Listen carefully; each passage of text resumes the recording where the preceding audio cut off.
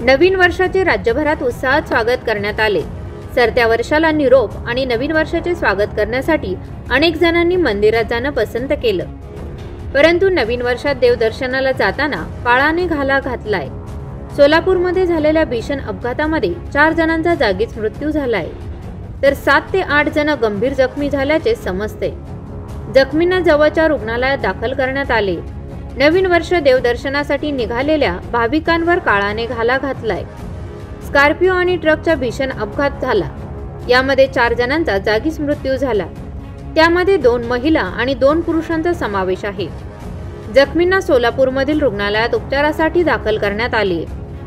गाणगापूरला जात असताना मैदर्गीजवळ अपघात झाल्याचे समजते। मृत हे नांदेड जिल्ह्यातील असल्याचे प्राथमिक माहितीतून समोर आले। अक्कलकोट श्री स्वामी समर्थ दर्शन घेऊन गाणगापूरला जात असताना मैदर्गीजवळ स्कॉर्पिओ आणि ट्रकचा भीषण अपघात झाला। समोरासमोर झालेल्या अपघातात 2 महिला आणि 2 पुरुष यांचा जागीच मृत्यू झाला, तर 7 ते 8 जण गंभीर जखमी झाले आहेत। मिळालेल्या माहितीनुसार सर्व भाविक नांदेड जिल्ह्यातील आहेत। अपघातस्थळी अक्कलकोट पोलीस दाखल झाले असून जखमींना तातडीने अक्कलकोट सार्वजनिक रुग्णालयात दाखल करण्यात आले आहे। त्यांच्यावर उपचार सुरू आहेत।